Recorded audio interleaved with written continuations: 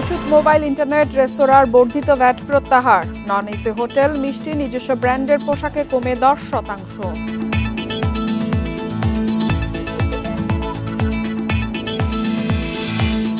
বাংলাদেশের জন্য পেছালো IMF এর ঋণের চতুর্থ কিস্তি। মার্চে সংস্থার বোর্ড সভায় পরবর্তী সিদ্ধান্ত।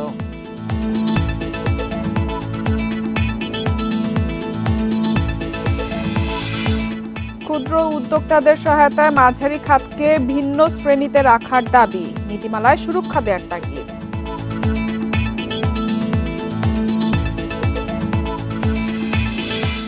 বিদেশি বিনিয়োগের দুরবস্থা। জুলাই সেপ্টেম্বর প্রান্তিকে কমেছে 71%, 11 বছরের সর্বনিম্ন।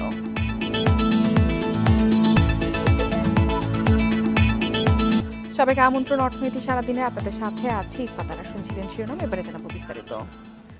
সাধারণ মানুষ ও ব্যবসায়ীদের সমালোচনার মুখে ওষুধ সহ 5টি পণ্য ও সেবায় বর্ধিত ভ্যাট প্রত্যাহার করল এনবিআর। মিষ্টি, নন এসি হোটেল সহ কিছু পণ্যে ভ্যাট পুনর্নির্ধারণ করা হয়েছে। বুধবার এনবিআর এর এক প্রজ্ঞাপনে এ তথ্য জানানো হয়। ভোক্তাদের স্বস্তি দিতে সিদ্ধান্ত নেওয়া হয়েছে বলে জানিয়েছে এনবিআর।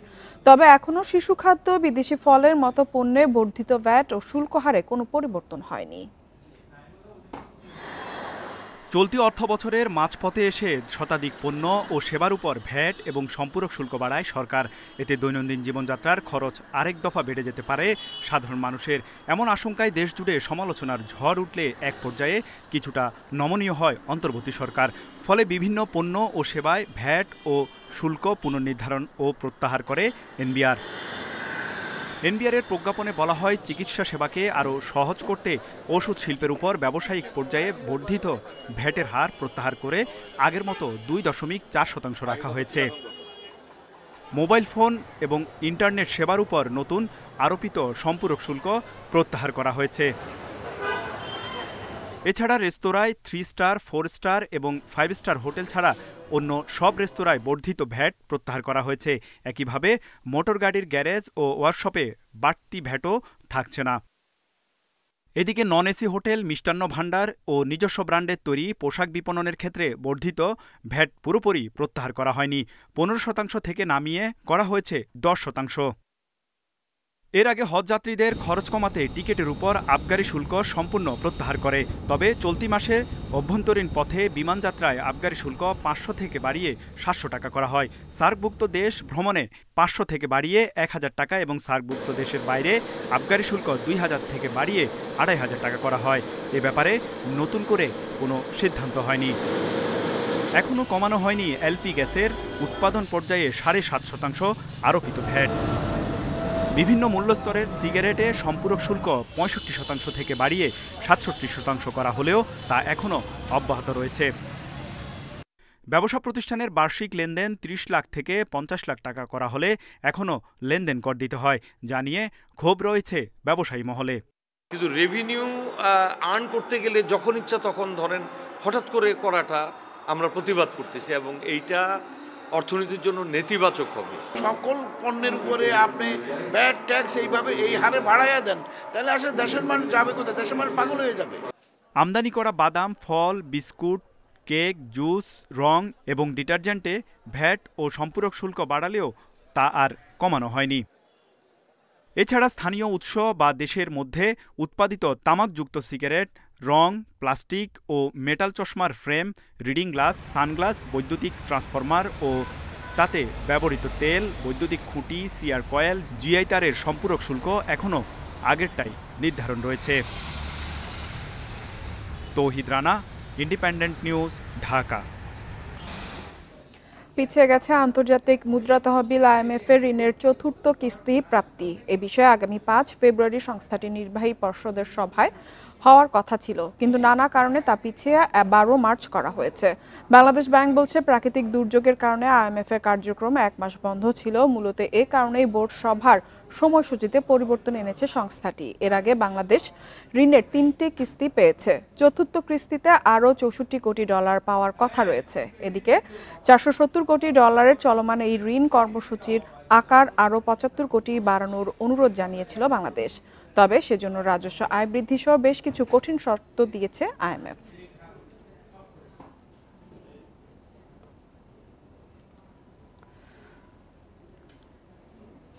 ক্ষুদ্র উদ্যোক্তাদের ঋণ সরবরাহ বাড়াতে মাঝারি খাতকে আলাদা শ্রেণীতে রাখার দাবি ঢাকা চেম্বারের। সেই সঙ্গে ঋণ পাওয়ার প্রক্রিয়া আরও সহজ করার তাগিদ সংগঠনের সভাপতির।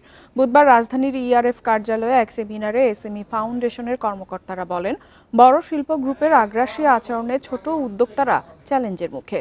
নীতিমালায় তাদের সুরক্ষা দেওয়া জরুরি। দেশে প্রায় ৮০ লাখ কুটির, ক্ষুদ্র ও মাঝারি খাতের উদ্যোক্তা ব্যবসা করছে। তাদের প্রতিষ্ঠানে নিয়োজিত কমপক্ষে ২.৫ কোটি শ্রমিক। জিডিপিতে এ খাতের অবদান ২৫% বেশি। শিল্প খাতের ৮০% বেশি এসএমইর অন্তর্ভুক্ত। কিন্তু সিংহভাগ ক্ষুদ্র উদ্যোক্তাই ব্যাংক বা আর্থিক প্রতিষ্ঠানের ঋণ সুবিধা বঞ্চিত। তাদের ৩১ ধরনের কাগজ জমা দেওয়ার সক্ষমতা না থাকায় ব্যাংক ঋণের সুযোগ নিচ্ছে মাঝারি উদ্যোক্তারাই। এসএমই নীতিমালা ২০২৫-এর সম্ভাবনা ও চ্যালেঞ্জ নিয়ে আয়োজিত সেমিনারে ছোট উদ্যোক্তাদের ঋণ প্রাপ্তি সহজ করার তাগিদ দেন আলোচকরা। বড় অংশের টাকা কিন্তু মিডিয়াম এন্টারপ্রাইজ নিয়ে গেছে। আমাদের কটেজ, ক্ষুদ্র এবং স্মল এন্টারপ্রাইজরা তাদের কাঠামোগত এবং যেই রিকোয়ারমেন্ট ডকুমেন্টেশনের জন্য ওনারা কিন্তু পিছিয়ে পড়ছেন। সো এই পরিবর্তিত যে আপডেটেড আমাদের নীতিমালা হবে, আমরা জোর দাবি জানাবো যে সিএমএস কে আলাদা করে ক্লিয়ারলি একটা ডিফাইন করা উচিত। দেশে নারী উদ্যোক্তার ব্যবসা ও কর্মজীবন সহজীকরণে ডে কেয়ার সেবা সম্প্রসারণের গুরুত্ব উঠে আসে আলোচনায়। বলা হয়, চতুর্থ শিল্প বিপ্লবে এসএমই খাতের সম্প্রসারণ হবে আরও বেশি। বিভিন্ন এমবেসির মাধ্যমে যদি কিছু জিনিস শোকেস করা যায়, যেখানে হয়তো আমাদের হ্যান্ডিক্রাফটস বা আমাদের জামদানি শাড়ি বলেন বা আমাদের বেনারসি বলেন, ওগুলি যদি আমরা শোকেস করতে পারি বিভিন্ন দেশে এবং গ্লোবালি যদি আমরা ওইটা এক্সপোর্ট করতে পারি, তাহলে ধরেন ওদের জন্য আরও অনেক বেশি অনুকূল হবে। কর্পোরেট হাউসগুলোর সাথে এই ক্ষুদ্র এবং মাঝারি উদ্যোক্তাদের যে একটি সম্পর্ক, এটি খুব হেলদি, আমি বলবো না এটা হেলদি সম্পর্ক না। কারণ কর্পোরেট হাউস তারা বড়রা চায় কেবল বেশি বেশি লাভ করা। সরকারি প্রণোদনা প্যাকেজের আওতায় চলতি অর্থবছর ২৩ ব্যাংক ও আর্থিক প্রতিষ্ঠানের মাধ্যমে ৩০০ কোটি টাকা ঋণ দেবে এসএমই ফাউন্ডেশন। আমরা টার্গেট করছি 35% নিয়ে যাব। Hari Saha, independent News, Dhaka. July August আন্দোলনের প্রভাব পড়েছে বিদেশি বিনিয়োগেও। অর্থবছরের প্রথম ৩ মাসে সরাসরি বিদেশি বিনিয়োগ আগের বছরের একই সময়ের চেয়ে ৭১% কমেছে, যা গত ১১ বছরের মধ্যে সর্বনিম্ন। বিনিয়োগ কমার পেছনে রাজনৈতিক ও অর্থনৈতিক অনিশ্চয়তাকে দায়ী করছেন সংশ্লিষ্টরা। চলতি অর্থবছরের শুরু থেকেই দেশ জুড়ে ছিল রাজনৈতিক অস্থিরতা। আওয়ামী লীগ সরকার পতন হলে তৈরি হয় নতুন পরিস্থিতি। এরপরও কাটেনি অস্থিরতা। নানা দাবিতেই বিভিন্ন সংগঠন বরাবরই পথে নেমেছে। সব মিলিয়ে অর্থনৈতিক কাঠামো ঝুঁকিতে পড়ে, যার প্রভাব পড়েছে বিদেশি বিনিয়োগেও। চলতি অর্থ বছরের প্রথম প্রান্তিকে দেশে মোট বিদেশি বিনিয়োগ এসেছে $1 বিলিয়ন কম। জুলাই সেপ্টেম্বর সময়ে বিদেশ থেকে সরাসরি বিনিয়োগ এসেছে $96 কোটি 90 লাখ। আর এ সময় বিদেশি বিনিয়োগকারীরা $86 কোটি 50 লাখ নিয়ে গেছেন। এতে নিট বিনিয়োগ দাঁড়িয়েছে $10 কোটি 40 লাখ। বছরের ব্যবধানে বিনিয়োগ কমেছে $25 কোটি 60 লাখ বা 71%।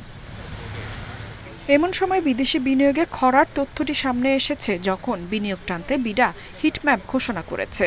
তবে সংশ্লিষ্টরা বলছেন, দেশে আগেও ব্যবসা বাণিজ্যের পরিবেশ খুব একটা অনুকূলে ছিল না। বিনিয়োগ আকর্ষণে অনেক অর্থনৈতিক অঞ্চল তৈরি হলেও সেগুলো ব্যর্থ হয়েছে। আমাদের ১০০টার প্রয়োজন নেই, আমাদের 3টা ভালো যদি ইকোনমিক জোন করতে পারি, যেটাতে দেশটাকে দেখে দেশকে ভাগ করে করতে পারি, তাহলেই কিন্তু অনেক উন্নতি হবে। ঠিক মতো ফ্যাসিলিটি দিয়ে, যেখানে পানির অ্যাক্সেস আছে, গ্যাসের অ্যাক্সেস আছে, পাওয়ারের অ্যাক্সেস আছে, আমরা ওয়ার্কারদের অ্যাক্সেস পাচ্ছি, সেটা যদি করতে পারি, তার মাধ্যমেই কিন্তু বিনিয়োগ আসবে। চলতি অর্থ বছরের প্রথম প্রান্তিকে সর্বোচ্চ এফডিআই এসেছে যুক্তরাজ্য থেকে $৬২.২০ মিলিয়ন। এছাড়া দক্ষিণ কোরিয়া থেকে $৬১.৩৯ মিলিয়ন ও চীন থেকে বিনিয়োগ এসেছে $৫৫.৭৯ মিলিয়ন। তবে সবচেয়ে বেশি বিনিয়োগ এসেছে তৈরি পোশাক খাতে। ইফাতারা, ইন্ডিপেন্ডেন্ট নিউজ। বিদ্যুতের দাম পর্যালোচনায় কমিটি গঠন করেছে সরকার। মঙ্গলবার বিদ্যুৎ বিভাগ এ কমিটি গঠন করেছে। কমিটিতে ৬ জনকে সদস্য করা হয়েছে। গ্রিন ইউনিভার্সিটি অব বাংলাদেশের অধ্যাপক মোহাম্মদ কামরুল আহসানের নেতৃত্বে এ কমিটি গঠন করা হয়েছে। উচ্চ পর্যায়ের এই কমিটি বিদ্যুৎ জ্বালানির বিশেষ বিধান বা দায় মুক্তি আইনের আওতায় নির্মিত বিদ্যুৎ কেন্দ্রগুলোর ক্রয় চুক্তিতে অসঙ্গতি খুঁজে বের করে এ সংক্রান্ত সুপারিশ করবে। পাশাপাশি বিশেষ আইনে করা ফার্নেস তেল ভিত্তিক কেন্দ্রগুলোর বিদ্যুতের দাম পর্যালোচনা করে তা কমানো যায় কিনা সে সুপারিশও করবে। বিদ্যুৎ বিভাগের অফিস আদেশে বলা হয়েছে, কমিটিতে প্রয়োজনীয় অভিজ্ঞ কোনো সদস্যকে অন্তর্ভুক্ত করার সুযোগ রয়েছে। জ্বালানি ও বিদ্যুৎ দ্রুত সরবরাহ বৃদ্ধি আইনের আওতায় ৯১টি বিদ্যুৎ কেন্দ্র নির্মিত হয়েছে কোনো ধরনের দরপত্র আহ্বান ছাড়াই।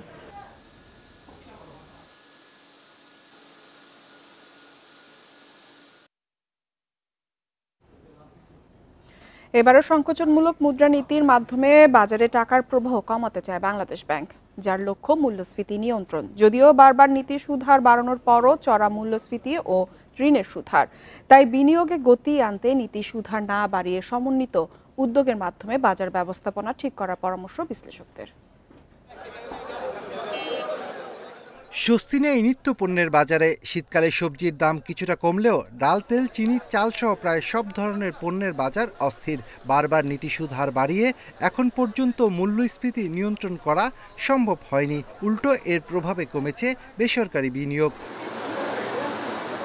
পরিসংখ্যান বলছে, নীতি সুদ হার 10% নেয়ার পরও মূল্যস্ফীতি দাঁড়িয়েছে 10.89%।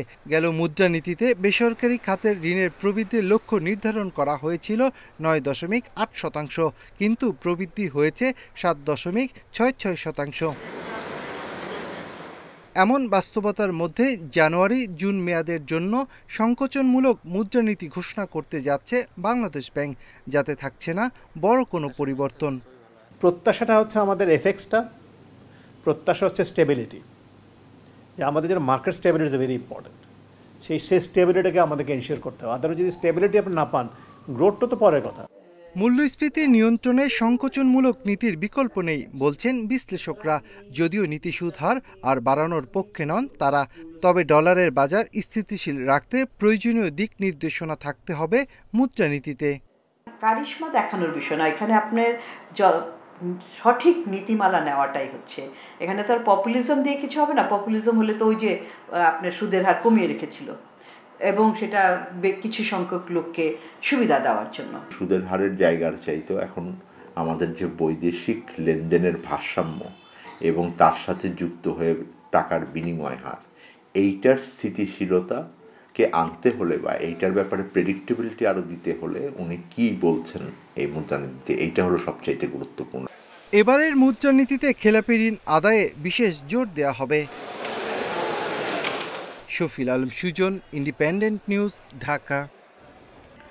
সরিষা ফুলে ঢেকে গেছে বিস্তীর্ণ ফসলের মাঠ। খরচ কম ও লাভ বেশি হওয়ায় সরিষা চাষে আগ্রহ বাড়ছে কৃষকদের। আবহাওয়া অনুকূল ও পোকার আক্রমণ থেকে রক্ষা পেলে এবারও ভালো ফলনের আশা তাদের। মেহেরপুরের মাঠে এখন দৃষ্টির সীমার পুরোটা জুড়ে হলুদের ছোঁয়া। স্বল্প খরচ আর কম সময়ে হওয়ায় দিন দিন বাড়ছে সরিষার চাষ। জেলায় ৭,০০০ হেক্টর জমিতে সরিষা বাড়ি ১৪, বিনা সরিষা ৯ বপন করেছে চাষিরা। এবার জেলায় ৬,০০০ কৃষককে প্রণোদনা হিসেবে বীজ ও সার দিয়েছে কৃষি বিভাগ। বিনা চাষে বিনা সেচে আমরা সরিষা বপন করি এবং অল্প খরচেই আমরা এই ফসলটা পেয়ে থাকি। আমাদের জমি পড়ে থেকে কোনো লাভ নাই, তাই আমরা সরিষা বিনে দিয়েছি। আগাছা নিড়ানি খরচ এখানে থাকে না, দিতে হয় না। বিনা চাষে সরিষা করতে কমপক্ষে চাষিদের ৩ থেকে ৪,০০০ টাকা বিঘা প্রতি উৎপাদন খরচ সেটা কিন্তু কম হয়, যার কারণে এটা অবশ্যই একটা লাভজনক প্রজেক্ট। ফেনীর ৬ উপজেলার মধ্যে সবচেয়ে বেশি সরিষা আবাদ হয়েছে সোনাগাজীতে। অন্যান্য ফসলের তুলনায় লাভ বেশি হওয়ায় গত আগস্টে ভয়াবহ বন্যার ক্ষতি পুষিয়ে ওঠার আশা কৃষকদের। লাভের মালিক হচ্ছে আল্লাহ, আমরা তো খেয়াল করছি আল্লাহ নামলা গতবার তুন বেশি হইব লাভ, আবার উবার আল্লাহ যা দে।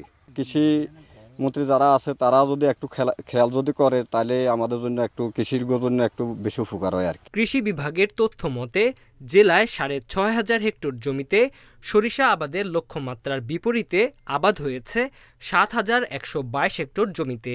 এবারের ফলনে জেলার ভোজ্য তেলের চাহিদার ৩০% মিটবে আশা কৃষি কর্মকর্তাদের। Tanzil Hasnat, independent news. আগামী ১ বছরের মধ্যে বাংলাদেশের সঙ্গে বাণিজ্য বেড়ে 300 কোটি ডলারে পৌঁছাবে বলে আশা করছে পাকিস্তান সরকার। বর্তমানে দুই দেশের মধ্যে বাণিজ্যের পরিমাণ 70 কোটি ডলার, অর্থাৎ এখনকার তুলনায় 4 গুণ বেশি বাণিজ্য বাড়বে বলে আশা করা হচ্ছে। গত আগস্টে শেখ হাসিনা সরকার পতনের পর থেকে বাংলাদেশ ও পাকিস্তানের মধ্যকার সম্পর্কের উন্নতি ঘটেছে। এরই মধ্যে দুটি বৈশ্বিক অনুষ্ঠানের প্রধান উপদেষ্টা ডক্টর মোহাম্মদ ইউনূস ও পাকিস্তানের প্রধানমন্ত্রী শাহবাজ শরীফের সাক্ষাৎ হয়েছে। গত সপ্তাহে বাংলাদেশ সফর করেছে Pakistan chambers of commerce and industries ব্যবসায়ী প্রতিনিধি দল। গত এক দশকের মধ্যে এটাই পাকিস্তানের কোনো উচ্চ পর্যায়ের ব্যবসায়িক দলের প্রথম সফর। এছাড়া দুদেশ এখন সরাসরি ফ্লাইট চালুর ব্যাপারেও প্রস্তুতি নিচ্ছে।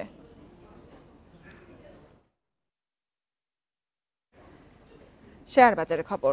সপ্তাহের চতুর্থ কার্য দিবসে নেতিবাচক ঢাকার শেয়ার বাজার। কমেছে প্রধান সূচক ও লেনদেনের পরিমাণ।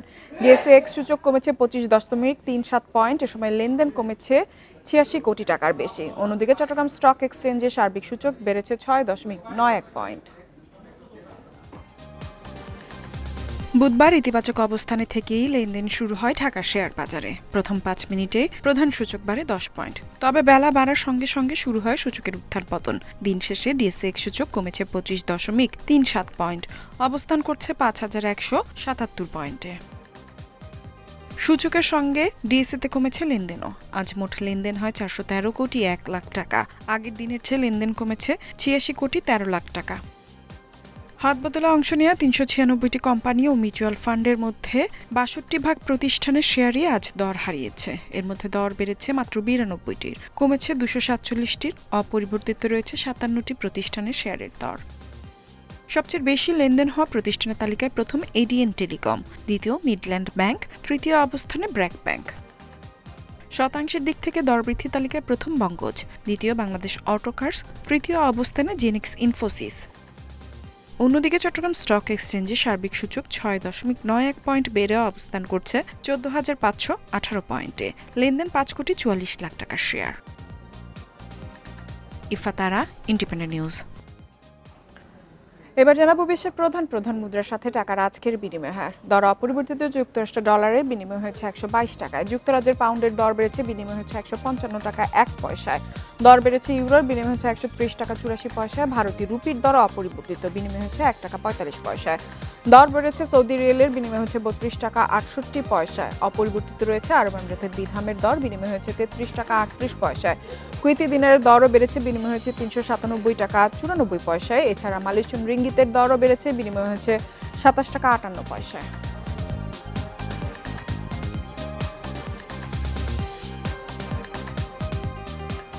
আর এই ছিল অর্থনীতি সারাদিনের আজকের আয়োজনে। ইন্ডিপেন্ডেন্ট টেলিভিশনের সব খবর আরও জানতে চোখ রাখুন ফেসবুক, ইউটিউব এবং এক্সে। আমন্ত্রণ আমাদের পরবর্তী সংবাদে।